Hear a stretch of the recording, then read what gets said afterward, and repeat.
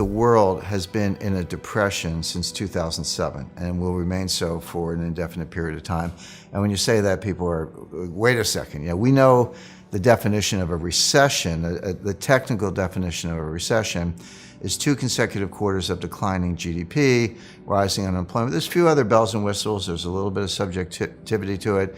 The National Bureau of Economic Research are the unofficial but widely followed referees on when you're in a recession and when you're not. Well, we're in an expansion. They're like, wait a second, how can we be in a depression if we're in the 10th year of an expansion? And the answer is that of declining GDP. And depression sounds worse. It must be 6 quarters of declining GDP. Well, we haven't had that. We're, as I say, we're in the 10th year of an expansion. But that's not the definition of a depression. The definition of a depression is a sustained period of below trend growth with no particular tendency to collapse or getting back to trend. In other words, if trend growth, I'll use the United States, but you can apply this more broadly to the world. If trend growth is 3.5%, and that's probably the long-term potential of the United States. You can higher nominal growth with inflation, but we're talking about real growth. If trend is 3.5, and you're running at 2, that gap between, say, 3.5 and 2, that's depressed growth. So yes, you have growth, but you're in a depression because you're not getting back to that trend.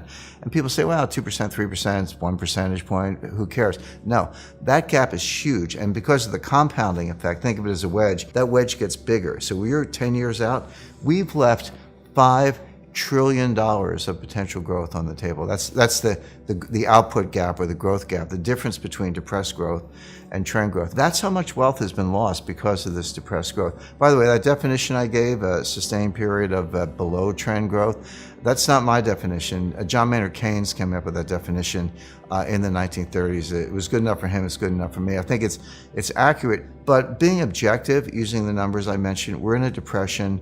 We're going to stay that way. The United States is Japan.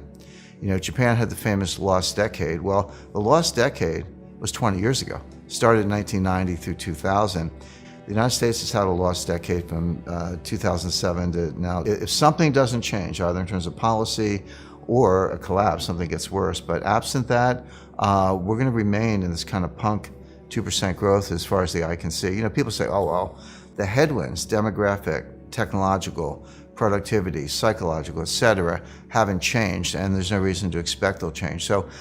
So combine this world depression, because what I just described is true of Japan, it's true in Europe, not so true in China, but China's a special case. There's a lot of, they cook the books, maybe we can talk about that.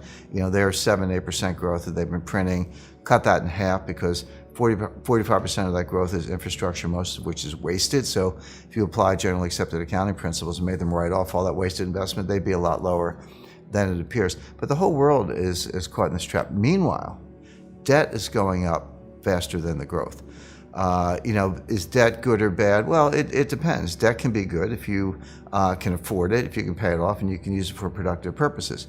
It's bad if you can't afford it, it's not sustainable, you're using it as a substitute for real growth, and it's all going to crash and burn. So you can't understand debt in isolation. You have to understand debt relative to income. And that debt to GDP ratio, which is something I spent a lot of time looking at, the GDP is kind of chugging along, not going up very much, but the debt to GDP ratio is getting worse.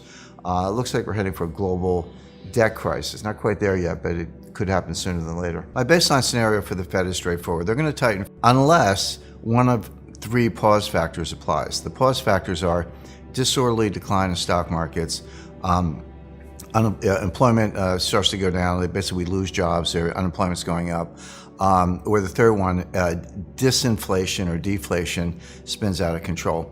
Right now, none of those 3 pause factors applies. The stock markets, they're going sideways, but they're not crashing. The Fed doesn't care if the stock market goes down 15% in 6 months. They do care if it goes down 15% in 6 days. That's disorderly, and that's the kind of thing where you would see the Fed pause, but that's not happening right now. Job growth is strong. Inflation is ticking up. I don't think it'll spin out of control, but we're out of that disinflation danger zone.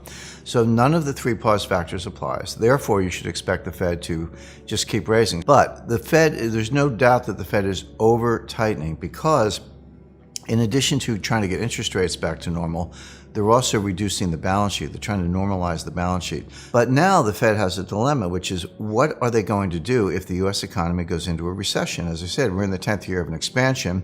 You know, the old cliche, expansions don't die of old age, is true, but they do die. So then what do? Well, then you go to QE4, we're going to print some money again. But how high can you go before you destroy confidence? 5 trillion, 6 trillion, 7 trillion? Well, the modern monetary theorists would say, yes, I disagree, and I think the Fed disagrees, as shown by their own actions in trying to reduce the balance sheet. So what the Fed is doing, they're trying to raise rates, they're trying to get the balance sheet down so that when the recession hits, they can run the playbook again. They can cut rates and, if necessary, do QE. But here's the dilemma. Can you normalize interest rates and normalize the balance sheet without causing the recession that you're preparing to cure? That's the conundrum. I think the answer is no. I think that actually in trying to tighten to get ready for the next recession, they're probably going to cause the recession. There's no data, there's no time series that tells you how this is going to play out, except during QE, what did we see? Did not see a lot of inflation, but we saw asset prices blow up, stocks, real estate, other asset categories. They all went up a lot. So it seems at least kind of first order intuitive that if you print money, asset prices go up. If you destroy money, asset prices are going to go down. So what the Fed is doing, they're destroying money, reducing the money supply. So they're really double tightening. This reduction in the balance sheet is probably equivalent, this is an estimate, probably equivalent to 4 more rate hikes per year. Probably going to throw the economy into recession. The Fed has never forecast a recession. They have a terrible forecasting record. This will happen before they know it. Of course, we all know that stocks will go down. So based on that, I'm not bullish on growth. I'm bearish on stocks. Gold is actually doing fairly well considering the headwinds. People say, well, gold hasn't gone up a lot. It's true. I'm surprised it hasn't gone down more given the tightening environment that we've described. So gold has actually performed fairly well given the environment. Now, what I do expect is in time, as the signs of recession emerge, yield curve inverts, growth slows, job creation slows down, not a full-scale recession or crash, but just enough warning signs, and the Fed reverses course, that all of a sudden they do pause at one of these meetings, gold's going to skyrocket, because that's an admission. At that point, the Fed's throwing in the towel. They say, you know what, we really can't escape the room. We can't get back to normal, because when we try, we sink the economy, and we have to back off from that. And that's when I think that's when gold will shine, no pun intended, because it'll be very clear that the Fed cannot get out of this easy money mode. I never make a forecast or make a claim without backing it up. I mean, there are people out there that are a dime a dozen, this is going to crash, or this is going to go up, or growth is great, or it's slow, whatever. That's fine, but you need to back that up with some kind of analytics, some kind of data, some kind of analysis that you can do. And I always do that, and I'm always happy to kind of drill down on that. So the methodology I use is quite different from what Wall Street forecasters use. First of all, I'll just spend a minute on what Wall Street does and what most analysts do, because it's badly flawed. It's no surprise that the Fed, every year the Fed does a one-year forward forecast. So in 2009, they predict 2010. 2010, they predict 2011, so on. Same thing for the IMF, same thing for Wall Street. They are off by orders of magnitude year after year. I mean, how can you be wrong by a lot years in a row and then have any credibility? And again, the same thing with Wall Street. You see these charts, and the chart will show the actual path of interest rates or the actual path of growth. And then along the timeline, which is the x-axis, they'll show what people were predicting at various times. The predictions are always way off the actual path. There's actually good social science research that shows that economists do worse than trained monkeys in terms of forecasting, and I don't say that in a disparaging way. Here's the science. A monkey knows nothing, right? So if you have a binary outcome, up, down, high, low, growth, recession, and you ask a monkey, they're going to be right half the time and wrong half the time because they don't know what they're doing. So you're going to get a random outcome. Economists are actually wrong more than half the time for 2 reasons. One, their models are flawed. Number 2, what's called herding or group behavior. An economist would rather be wrong in the pack than go out on a limb and maybe be right, but if it turns out you're not right, you're exposed. There are institutional constraints. People want to protect their jobs. They're worried about other things than getting it right. So the forecasting record is pretty bad. The reasons for that, they use equilibrium models. The capital markets are not an equilibrium system, so forget your equilibrium model. They use the efficient market hypothesis, which is all the information's out there. You can't beat the market. Markets are not efficient. We know that. They use stress tests, which are flawed because they're based on the past, but we're outside the past. The future could be extremely different. But if the next crisis is worse, there's nothing in that history that's going to tell you how bad it can get. So in other words, the actual behavior of markets is completely at odds with all the models that they use. So it's no surprise the forecasting is wrong.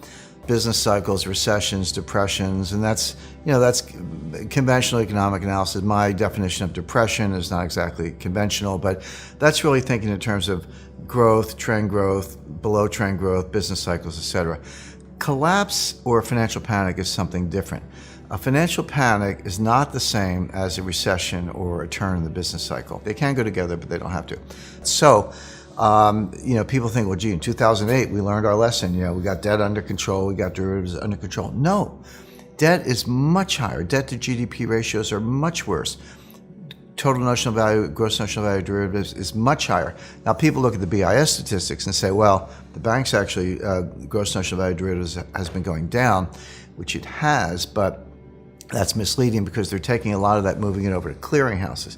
So it's never been on the balance sheet. It's always been off balance sheet. But even if you use the footnotes, that number has gone down for banks, but that's only because they're putting it over in clearinghouses. Who's guaranteeing the clearinghouse? Notice the risk hasn't gone away. It's just been moved around.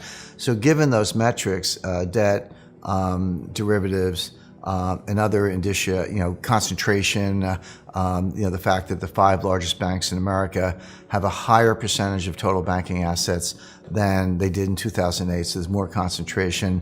That's another risk factor. Taking that all into account, you can say that the next crisis will be exponentially worse than the last one. So you either have to believe that we're never going to have a crisis, and I'm like, well, you had one in 1987, you had one in 1994, you had one in 1998, you had the dot-com crash in 2000, mortgage crash in 2007, Lehman in 2008.